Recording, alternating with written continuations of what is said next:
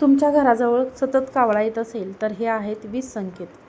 नमस्कार मित्रांनो, श्री स्वामी समर्थ. घराबाहेर कावळा जास्तच कावकाव करू लागल्यावर घरात नेहमी म्हटलं जातं की आज घरात पाहुणे येणार.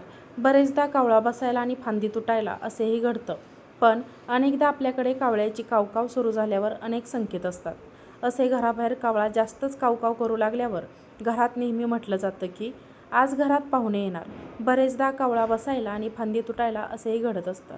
पण अनेकदा आपल्याकडे कावळ्याची कावकाव सुरू झाल्यावर अनेक संकेत असतात असेही ज्योतिषशास्त्रानुसार म्हटलं जातं.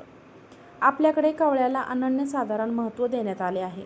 अगदी प्राचीन काळापासून कावळ्याला आपल्याकडे शुभ आणि अशुभ शकुनांमध्ये समाविष्ट करण्यात आले आहे. कावळ्याने अमृताची चव चाखली होती असा अनेक प्राचीन कथांमध्ये उल्लेख करण्यात येतो. तर कावळ्याला दिलेले अन्न हे आपल्या पितरांना मिळेल असा आशीर्वाद श्रीरामाने कावळ्याला दिल्यामुळेच 12 वेळा अथवा श्राद्धाला पितरांना अर्थात कावळ्यांना अन्न देण्यात येते असे सांगण्यात येतं.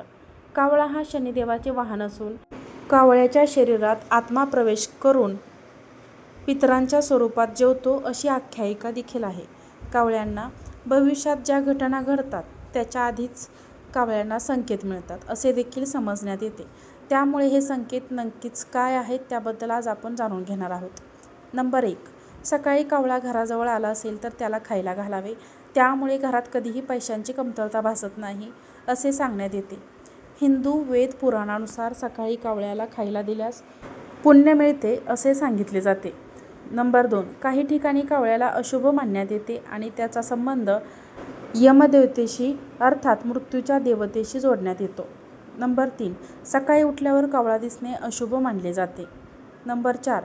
जमिनीवर चोच मारून सकाळी कावळा जर काही खायला शोधत असेल आणि तो तुमच्या दृष्टीस दिसला तर तुम्हाला अचानक धनलाभ होण्याची शक्यता असते असा देखील समज आहे. नंबर 5. पुढे जाताना पाठीमागून कावळ्याचा कर्कश आवाज असल्यास किंवा तुमच्या कानावर आल्यास तुमची सर्व संकटे आता दूर होण्याची वेळ आली आहे आणि शुभ शकुन आहे. नंबर 6. घराच्या छतावर बसून कावळा ओरडत असल्यास घरी पाहुणे येण्याची दाट शक्यता असते. 7. पण जर अनेक कावळे छतावर बसून कर्कश आवाजात ओरडत असतील तर घरावर संकट येण्याची शक्यता असते. संकटापासून कावळे सावध करत असतात असा देखील समज आहे. घरासमोर खूप कावळे येऊन एकत्र ओरडत असतील तर अपशकुन मानला जातो. 8. प्रवासाला जाताना कावळ्याला दहीभाताचा नैवेद्य दाखवला आणि तो कावळ्याने खाल्ला तर प्रवास सुखकर होतो असे देखील म्हणतात. 9. कावळा आपल्या मागून आल्यास प्रवासाला फायदा मिळतो. 10. कावळ्याने नैवेद्य ग्रहण केल्यास आपले हातात घेतलेले कार्य सिद्धीला पोहोचले असे म्हणतात. 11. महिलांच्या डोक्यावरून अगदी जवळून कावळा गेल्यास लवकरच पाळी येणार असं देखील म्हटलं जातं. 12. नैवेद्य खाऊन कावळा विहिरीच्या अथवा नदीच्या काठावर जाऊन बसल्यास धनप्राप्ती अथवा हरवलेली वस्तू सापडते. 13. नैवेद्य खाऊन कावळा घराच्या छपरावर अथवा हिरव्या झाडावर जाऊन बसल्यास अकस्मात धनलाभ होतो. 14. कावळ्याच्या तोंडात फळ, माशाचा तुकडा अथवा फळे पाहिल्यास, फुले पाहिल्यास कामात यश मिळते. 15. गायीच्या पाठीवर कावळा बसून चोच रगडताना दिसला तर उत्तम मेजवानी प्राप्त होते. 16. कोरडे गवत घेऊन कावळा जाताना दिसल्यास धनलाभाची शक्यता असते. 17. कावळ्याच्या चोचीत फूल अथवा पान तुम्हाला दिसल्यास मनात असलेली इच्छा पूर्ण होते. 18. गायीच्या डोक्यावरून कावळा बसलेला दिसल्यास आपल्याला आवडत्या व्यक्तीची भेट घडवून येते. 19. डुकराच्या पाठीवर कावळा असेल तर भरपूर संपत्तीचा लाभ होतो.